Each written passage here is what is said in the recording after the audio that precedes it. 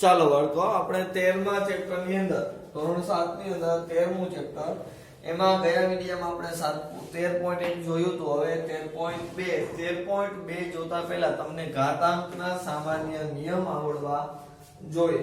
ઘાતાંકના સામાન્ય નિયમ આપણે શીખીએ. નિયમો તો નિયમો શું કે જો આધાર સરખા હોય, ઘાત અલગ અલગ હોય તો શું થાય? ઘાતનો સરવાળો. આધાર સરખા હોય, ઘાત અલગ અલગ હોય તો શું થાય? ઘાતનો સરવાળો.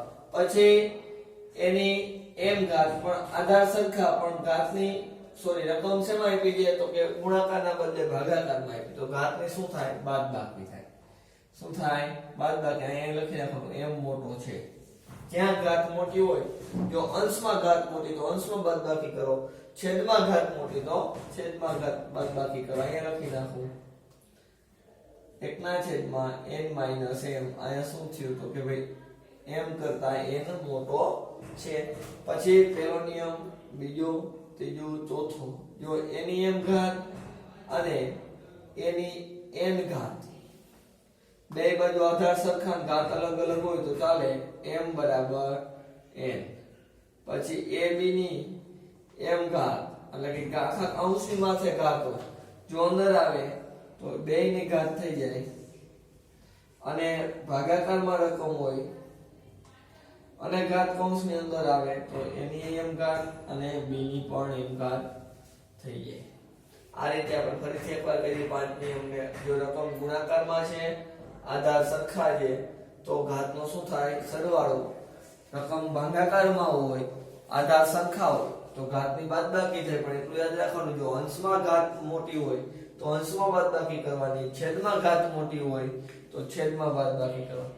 બરાબરની ડાબી બાજુ અને જમણી બાજુ આધાર સરખા હોય, ઘાત અલગ અલગ હોય તો આધાર ઉડી જાય અને ઘાત બે કેમાં આવી જાય? બરાબરમાં લખી શકો.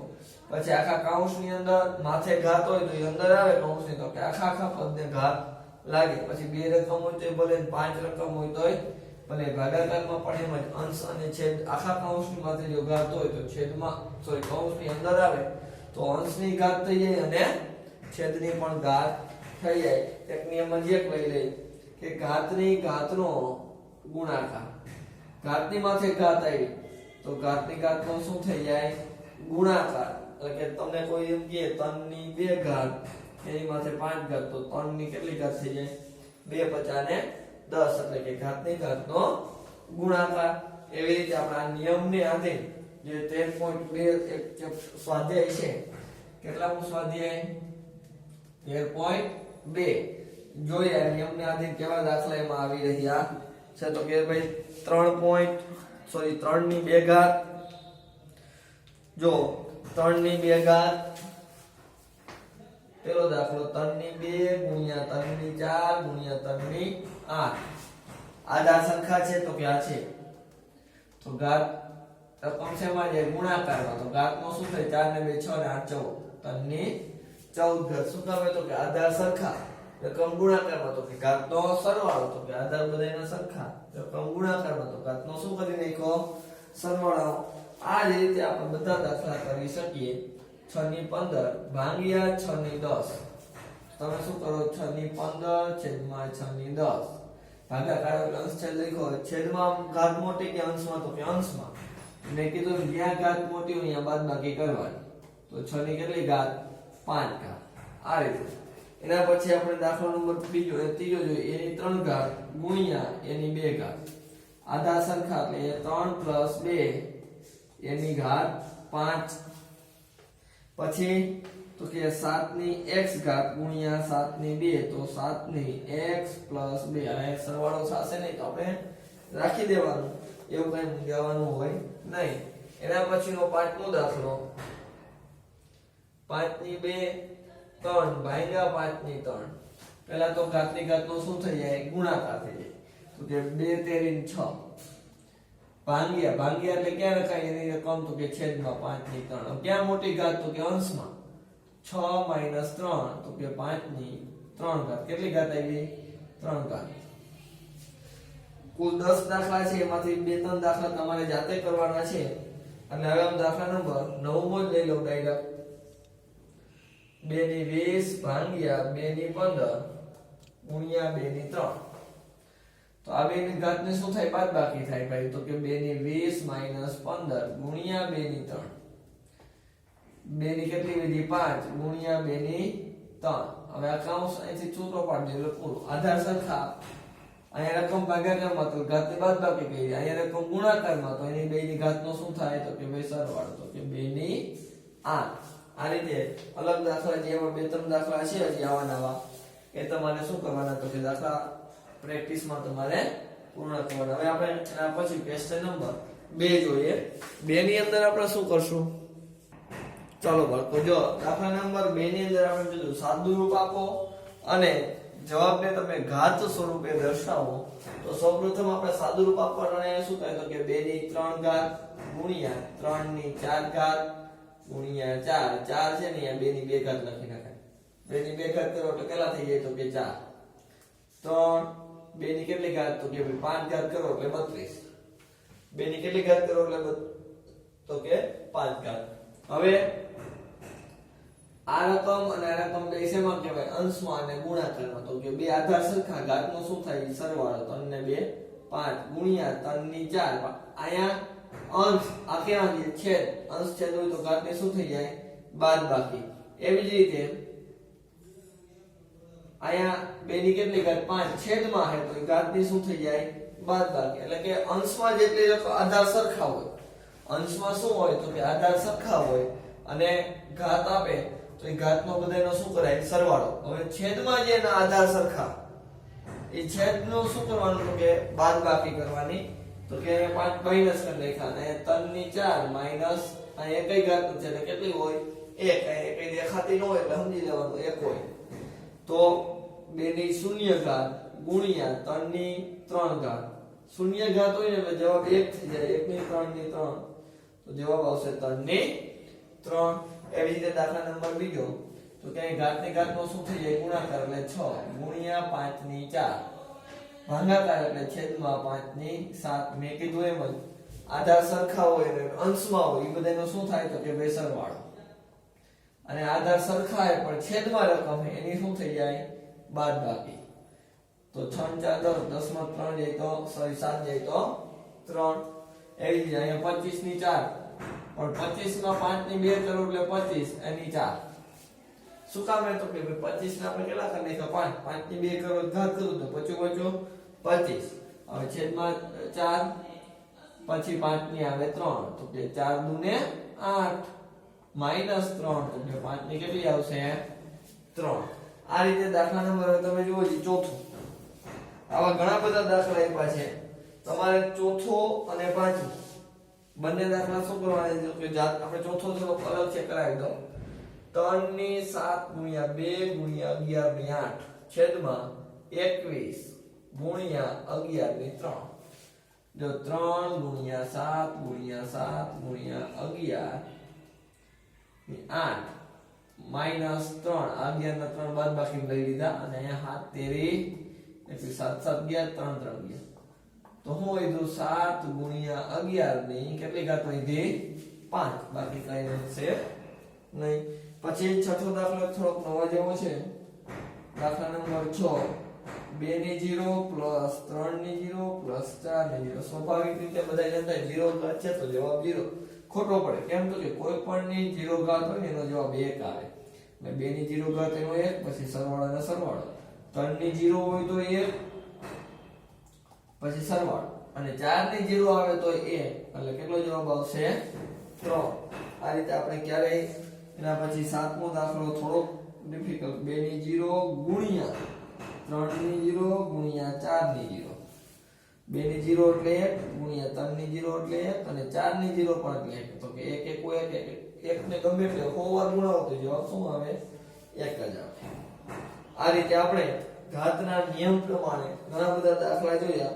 અને બાકીના આવા જ દાખલા આપેલા છે જે તમે પ્રેક્ટિસમાં લઈ લેજો 7મો 9મો થોડો અલગ છે જે સેજ કરાવી દો તો કે 4 ની 5 ગુણ્યા a ની 8 b ની 3 છેદમાં 4 ની 5 ગુણ્યા a ની 5 b ની 2 સૌપ્રથમ મેં કીધું એમ આધાર સરખા હોય ઘાતની શું થઈ જાય તો કે બાદબાકી ગુણ્યા એની 8 -5 અને b ની 3 છેદમાં b ની 2 -2 કેમ તો કે અંશ છેદ હોય એટલે ભાગાકારમાં કરવાનું ભાગાકારમાં રકમ હોય એટલે બાદબાકી તો 4 ની 0 ગુણ્યા a ની 3 અને b ની 1 લખવાની જરૂર નથી 0 કોઈ પણ ની ઘાતે જવાબ શું થઈ જાય 1 એટલે a ની 3 અને b ની 1 ઘાત એટલે b ના 2 હવે દાખલા નંબર 3 ની અંદર તમને કીધું ખરા છે કે વિધાન ખોટા તે તમારે કહેવાનું છે જોઈએ આપણે વિધાન ચાલો પ્રશ્ન નંબર 3 શું કહી દીધો ખરા છે કે વિધાન ખોટા તમારે કહેવાનું છે ખરા છે કે ખોટા કે 10 ની એકય ઘાત નો એટલે એક ઘાત હોય તો કે 10 ની કેટલી ઘાત અહીંયા 10 ની 12 ઘાત થાય એને બરાબર અહીંયા 10 ની 2 ઘાત એને ગુણ્યા 11 થાય એટલે શું થાય તો કે 11 ગુણે 22 અહીંયા થાય 10 ની 22 ઘાત અહીંયા 12 ઘાત થાય અહીંયા 22 ઘાત થાય વિધાન કેવું પડે ખોટું 2 ની 3 ઘાત એટલે 8 અને લેસ ધેન એટલે 8 મોટા 5 ની 2 ઘાત કરતા તો કે 25 કરતા 8 કેવા છે તો કે નાના છે એટલે વિધાન કેવું પડશે ખોટું શું કામ હે તો કે હકીકતમાં મોજું 25 થી 8 થી મોટા 25 2 ની 3 ઘાત અને 3 ની 2 ઘાત તો 3 દુ 6 મૂક્યા અને 3 ને 2 5 વિધાન કેવું પડે ખોટું પડે શું કામ હે તો કે 2 ની 3 એટલે 8 અને 3 ની 2 એટલે કેટલી થાય તો કે ભાઈ 3 ની 2 એટલે 9 8 9 ને 72 થાય એટલે 6 ની 5 કરો 60 36 36 216 6 એટલે રકમ ઘણી બધી મોટી થઈ જાય 72 આવશે નહીં એટલે આ વિધાન પણ કેવું પડશે ખોટું પડશે આ રીતે આપણે દરેક વિધાન આપણે જોઈ શકીએ પછી લાસ્ટમાં વિધાન એમ કીધું કોઈ પણ ની 0 ઘાત એટલે જવાબ 1 આનો 0 ઘાત આ વિધાન કેવું છે સાચું ઘાત સ્વરૂપે તમારે અવિભાજ્ય અવયવ પાડી અને દર્શાવવાના છે તો કે 108 ના અવિભાજ્ય અવયવ પાડો ને 108 ના આ રીતે પાડી શકો અને અવયવ વૃક્ષની રીતે પણ પાડી શકો આપણે બેયમાં પાડી દઈશું 54 2 27 3 9 3 3 3 અને 1 એવી રીતે 192 ના આપણે અવયવ વૃક્ષની રીતે પાડી અને આ રીતે પણ અવયવ વૃક્ષની રીતે પાડી શકો કઈ રીતે તો કે 2 વડે ભાગાકાર કરી નાખો એટલે 192 2 9 18 2 6 96 48 દુ 96 24 દુ 96 સોરી 24 દુ 48 12 દુ 24 6 દુ 12 અને 3 દુ 6 કેટલા બગડા એમાં જુઓ જી તો કે ભાઈ 1 2 3 4 5 6 7 અને 8 તો 2 ની 8 ગુણ્યા 3 ની 3 1 2 3 ને 4 તો 3 ની 4 આ કહેવાય છે તો કે ઘાત સ્વરૂપેનો ગુણાકાર થઈ ગયો હવે એના પછી 270 તો કે તમે આ કરી શકો છો આ કરી શકો આપણે 270 ને આમ ભાગાકાર કરી નાખી 70 ભાગ્યા 2 એટલે કેટલા આવશે તો કે 2 * 2 2 3 6 2 50 10 135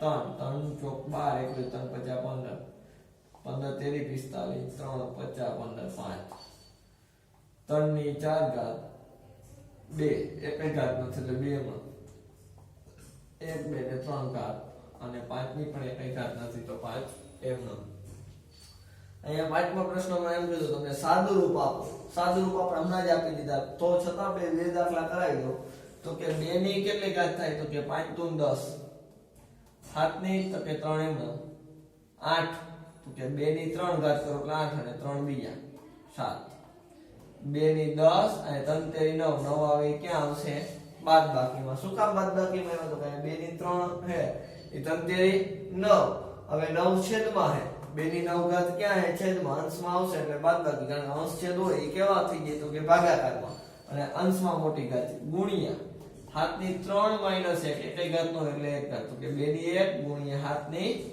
2 અને 7 ની 2 કરો એટલે 49 49 ગુણ્યા 2 કરો એટલે 98 અથવા કરીને કામ મૂકો અને કા શું કરી નાખો 98 અહીંયા પચું તો કે 25 ગુણ્યા 5 ની 2 ગુણ્યા t ની 8 હવે અહીંયા શું આવશે તો કે 5 દુ 10 5 દુ 10 10 ની માથે 3 હે તો 2 ને 3 લગાડી અને t ની 4 હવે શું કરાય તો કે ભાઈ 5 ની 1 2 અને 2 હતી એટલે કેટલી ઘાત થઈ ગઈ 4 એમાંથી 3 બાદ શું કામ તો કે 5 ની 3 છે એટલે બાદ થઈ ગઈ ગુણ્યા t ની 8 માઈનસ 4 અને 2 એમ કારણ કે 2 ની 3 ઘાત છે એ એમ રહેશે શું કામ એમ રહેશે તો કે ઉપર 2 ક્યાંય છે ને ઉપરથી 2 પણ નીચે આવે એમ છે નહીં તો 5 એમ t ની 4 ઘાત છેદમાં 2 ની 3 ઘાત એટલે 8 તો કે 5 t ની 4 ઘાત છેદમાં 8 આ રીતે આપણે સાદુરૂપના દાખલા પર ઘાતના નિયમથી કરી શકીએ